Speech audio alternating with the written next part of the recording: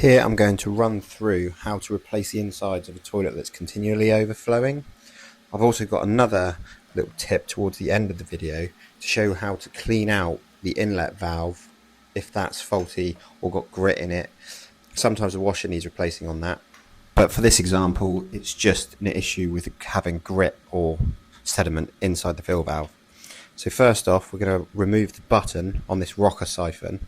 These rocker siphons do have internal parts that can be replaced, especially the flush valve, but I went into this one blind and I actually had a fluid master pack on the van, so I just decided to change them both.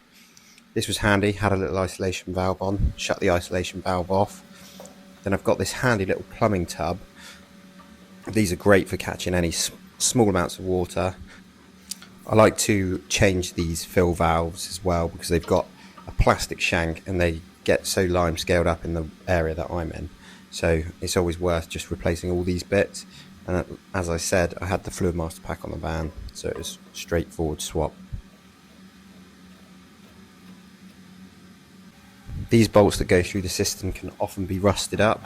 A little spray of WD-40 does help. This occasion they were good and they came off easily. The screws that went through the back of the cistern, however, were very rusted up and wouldn't come out using a screwdriver, so I got my little grips on them and wound them out. Please smash that like button and subscribe to the channel. It helps me create more videos like this. Once the bolts are undone and the screws are out the back of the cistern can just be lifted off and cleaned up as best as possible. Here is full of old lime scale, so we removed as much of that as possible. Again, this is only relevant if you're really in a hard water area. Some people might be in a soft water area and this issue will not be as bad as this. These bolts often look good, but due to the fact that I have to replace everything anyway, I just remove them and add new ones. The last thing you want to do is put the cistern all back together and find out that these leak, or 6 months down the line they leak and then you have to take the whole cistern off again anyway. So best to just replace them.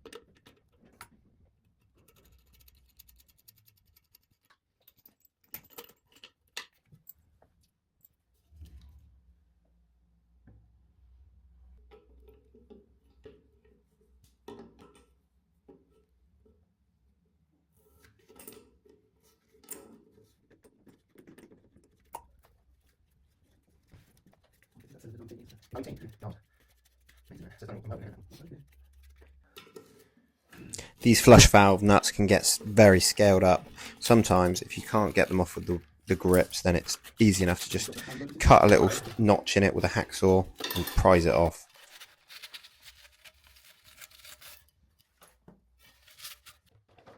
These Fluid Master packs are great. They're good value. They've got the fill valve in them, a close coupling kit which often isn't required, but it does come with a washer. It's got the flush valve and a new button. The flush valve, I like to take off this washer that it comes in and add the bigger washer which has a domed sort of shape which sits inside the cistern. Much easier, better to use, I find. Fits in most cisterns, but there are different size cisterns out there, so you do sometimes need the flat washer.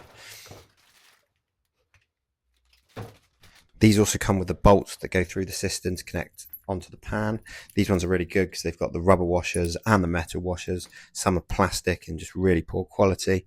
I put a little bit of silicone on these just to hold them solid and firm without any leaking. Most people say you don't need the silicone here, but I disagree and I'll continue to do it no matter what anyone says. And I don't have issues with these when using silicone.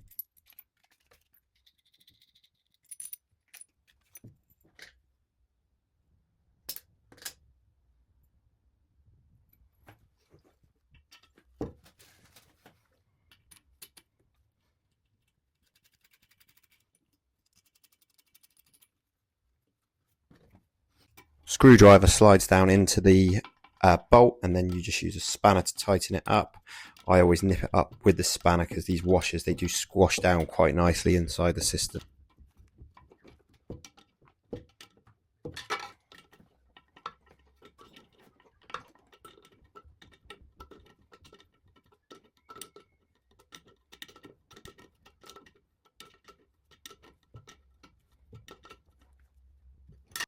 These fill valves are adjustable using the grey little bayonets to slide them up and down to get them to the right height for the cistern, as well as having the threaded screwdriver part on the top that adjusts the float. Useful to be able to adjust them from both angles depending on the size of the cistern.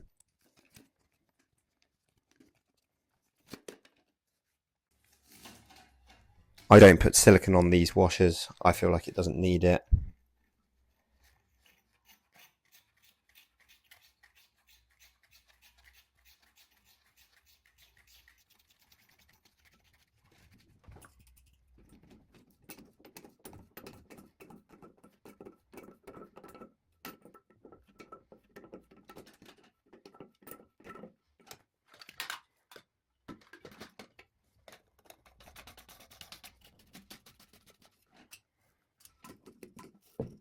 Don't need to go too mad with these, just nip it up nicely.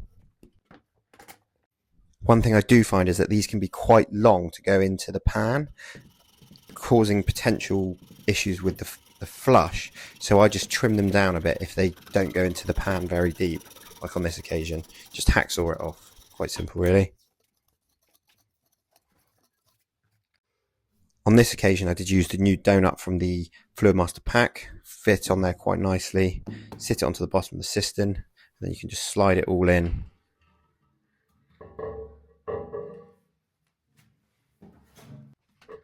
And use the wing nuts to tighten it down onto the pan, nice and tight as you can go really without doing any damage.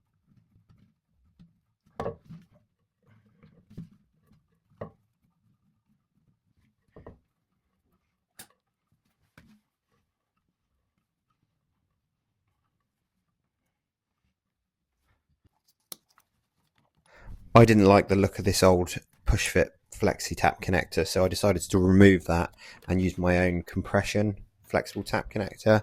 All new then, keeps it simple. People don't often like these flexi tap connectors, but I think they're great and they work perfect, especially in situations where you're changing the cisterns.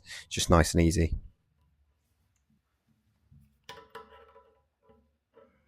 These just need a small nip up, don't need to go crazy, just a little bit more than hand tight is ideal really.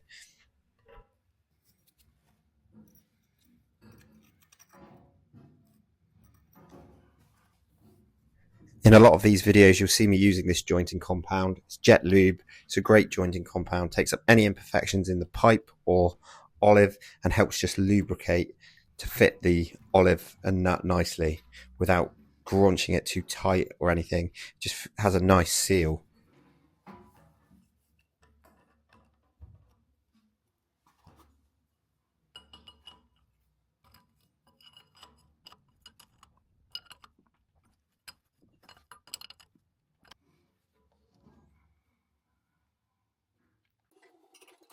Using new screws and washers, I then fix the cistern back to the wall.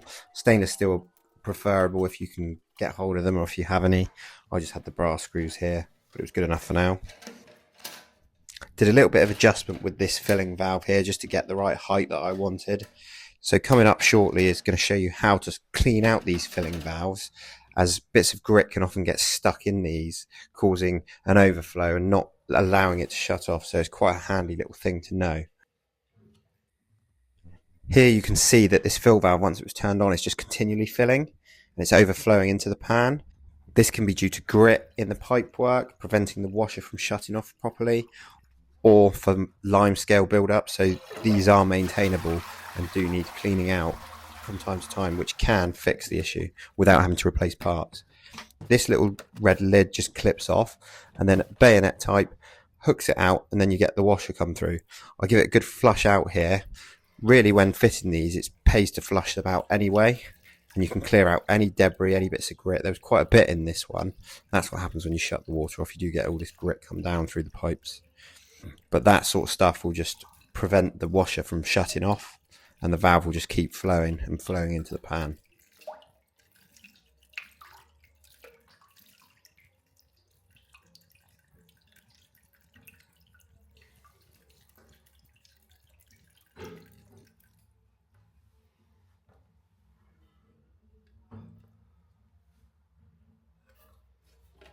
Here I just unclip it to show you. This is also how you adjust the level. You can just lift it out, shake out any of the debris. Here you can see all the bits that are stuck in there.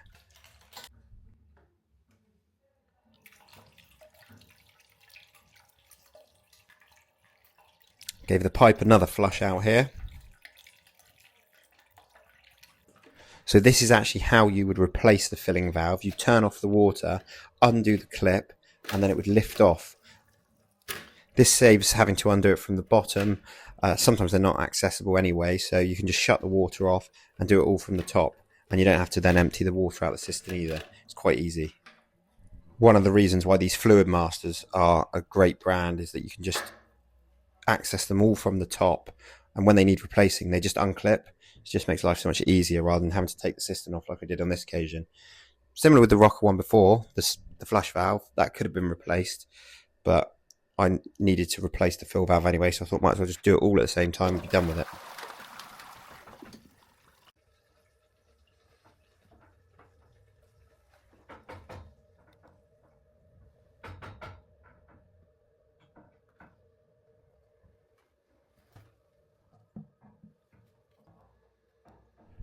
Now I was satisfied that this had all shut off and it was working correctly. Then finally I just fitted the button. These are so simple. The good thing about these buttons being on a cable is that you can lift the cistern lid off without doing any damage to the internal parts. Unlike the rocker one, the screw holds the cistern lid to the flush valve, which a lot of people just lift the lid off and pull the flush valve with it, which is not the best design really. So these are much easier in that sense.